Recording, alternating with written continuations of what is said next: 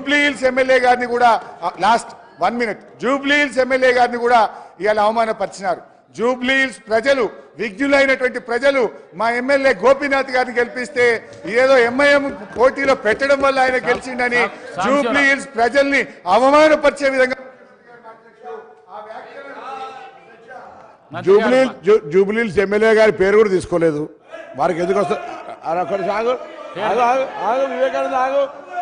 వివేకానంద గారు సార్ వారు తెలంగాణ వారి ఎలా గౌరవ సభ్యులు మాట్లాడుతూ సిద్దిపేట ప్రజలు బిల్లులు ఎక్కడ కూడా ప్రజలు అనే పదం రాలే ఉంటే దాన్ని తప్పకుండా మీరు ప్రజల పదం రాలే ప్రజలు ఒక నిమిషం సిద్దిపేట ప్రాంతానికి సంబంధించి వారు చెప్పినట్టుగా అది వాటర్ ప్రాజెక్టుదా ఇంకేదా ఆ డెఫినేషన్లో పోలేదు. అక్కడ నుంచి బకాయిలు రావాల్సి ఉండే వారు గౌరవ సమర్థవంతమైన శాసనసభ్యులు బిల్లు కట్టేయాల్సి ఉండే అన్నారు తప్ప దానికి మీరు అంతలో దొంగ అంటే భుజాలు అనుకునే అవసరం. తర్వాత మీరు చెప్తా ఉన్నారు ఇవాళ అరే నేనేమన్నా భుజాలు జరుపుకునే అవసరం లేదు, ప్రజల గురించి మాట్లాడలేదని చెప్తా ఉన్నాం కాబట్టి చెప్తా ఉన్నా. తర్వాత అధ్యక్ష ఇంకొక మాట ఇలా తెలంగాణకు సంబంధించి చెప్తారు తెలంగాణ కాంగ్రెస్ చేయకపోతే వాళ్ళు తెచ్చింది అధ్యక్ష. ఇలా తెలంగాణ తెస్తేనే మీరు 10 సంవత్సరాలు మంత్రులు దయచేసి ఆ విషయం మర్చిపోవద్దు. ఇలా తెలంగాణ తేకపోతే తెలంగాణ పార్లమెంట్ ఆర్టికల్ 3 ఇవాళ మీ పార్లమెంట్ సభ్యులు కేశవరావు గారు కానీ కాంగ్రెస్ పార్లమెంట్ సభ్యులు లేకపోతే తెలంగాణ ఎక్కడ అధ్యక్ష?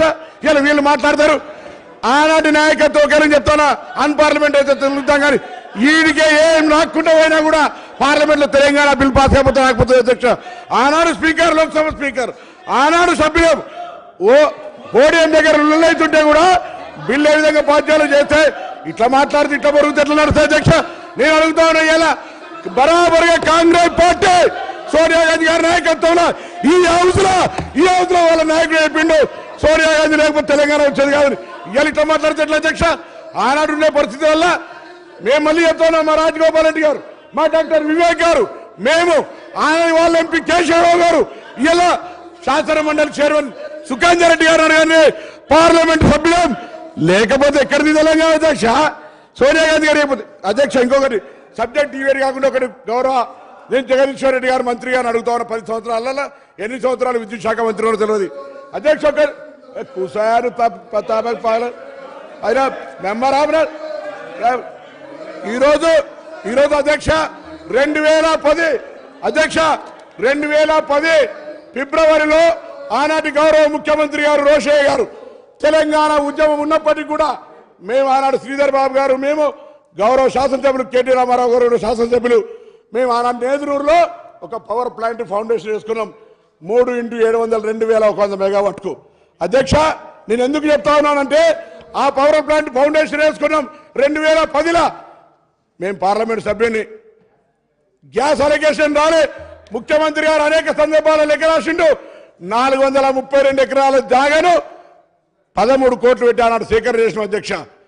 పొల్యూషన్ సంబంధించినటువంటి అన్ని అనుమతులు వచ్చినాయి, వాటర్ శాంక్షన్ తీసుకున్నాం, దానికి సంబంధించిన పర్యావరణ అనుమతులతో పాటుగా మొత్తం అనుమతులు వచ్చాయి అధ్యక్ష. మేము చేస్తలేమని గౌరవ సభ్యుడు వేరే ఈ సభలలోనే పేరు రద్దు కాబట్టి చెప్తాను. నేను చెప్పినాక చెప్పు సార్ నేను గౌరవ సభ్యులు మిగతా లేని వాళ్ళ పేరు తీసుకోవద్దు కానీ నేను తీసుకుంటలేను. వాళ్ళు మా పిండ ప్రదానం చేసిన అధ్యక్ష అన్నాడు. నేను బతికున్నటువంటి పార్లమెంట్ సభ్యుని ఆ ప్రాజెక్ట్ ఎందుకు చేస్తలేరని మా పిండ ప్రదానం చేశారు. ఇవాళ వీళ్ళు 10 ఏళ్ళ అధికారులు మేమేం చేయాలి అధ్యక్ష? వీళ్ళకి ఇవాళ ఆ ప్రాజెక్ట్ ఎందుకు కట్టాలి? బొగ్గులేని యాదాద్రి భద్రత చేస్తారు. నాకు సింగరేణి నాకు కూత వేటలు ఉంటుంది. నా ప్రాజెక్ట్ ఎదురు ఎందుకు చేయాలి అధ్యక్ష? 432 ఎకరాల జాగా సేకరించి ఎదగట్లేదు ఉంది అధ్యక్ష. దానికి పర్యావరణ అనుమతులు కాదంటే మీకు పేపర్ పంపిస్తా. పర్యావరణ అనుమతులు లోయర్ మేనర్ నుంచి నీటి శాంక్షన్ ఎవ్రీథింగ్ పబ్లిక్ హియరింగ్ కూడా అయింది అధ్యక్ష. పబ్లిక్ అరే రన్నింగ్ కామెంటరీ మంత్రివి గౌరవనీయుడివి నువ్వు ఇట్లా రన్నింగ్ కామెంటరీ చేస్తా మీరు. నేను అడుగుతా ఉన్నా సభాధ్యక్ష ఇది మర్యాద కాదు.